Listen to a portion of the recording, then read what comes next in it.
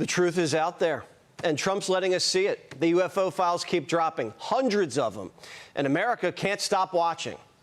We're releasing a lot of information having to do with extraterrestrial things, and people are totally fascinated by it. It's amazing. I wasn't sure if they would enjoy it. It's literally trending #1. Can you believe it?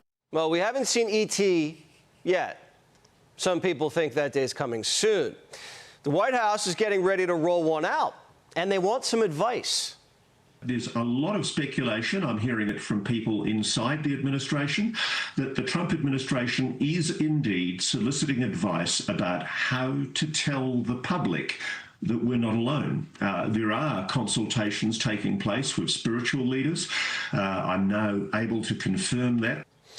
Well, we still haven't seen everything, but UFO experts say the good stuff is coming if people keep pushing.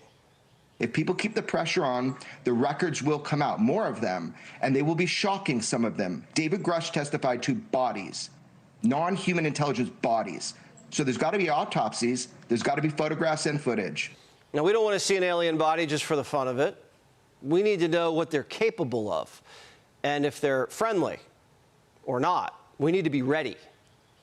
We are absolutely not alone in this universe. The biggest thing that concerns me with UAPs is the national security concern. It's the unknown. It's the fact that this technology does stuff that we can't do. And if we can't figure out what it is or what it wants or what it's being used for, that keeps me up at night in the idea that we're behind the power curve.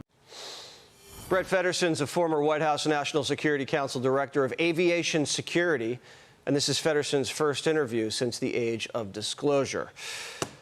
Brett, you mentioned that this keeps you up at night. Tell us why. Yeah, thanks for having me on, Jesse. The reason it does is twofold. One is the fact that this type of technology is not man-made. It's nothing that we can build or have built or are using out there. And the fact that we're seeing it so prevalently on a regular basis globally makes it a national security threat. Additionally, the fact that it is out in our airspace and all around as travel is moving on, that it is a flight safety issue as well. And it's something that needs to be continued to be pressed, needs to be addressed and tracked. What do you think? You're going to see like commercial airlines crash into UFOs? You know, surprisingly, there has been a large uptick in commercial airline pilots reporting UAPs on a daily basis, is what the FBI and the FAA are telling us. Since the stigma has been broken, mainly because of movies like The Age of Disclosure, pilots, both in the military and in the commercial sector, are coming forward with what they're seeing, aren't as afraid to actually say, I've seen something that's not a drone, it's not another flight object, it's something we don't understand. And when we see these, describe the level of technological superiority.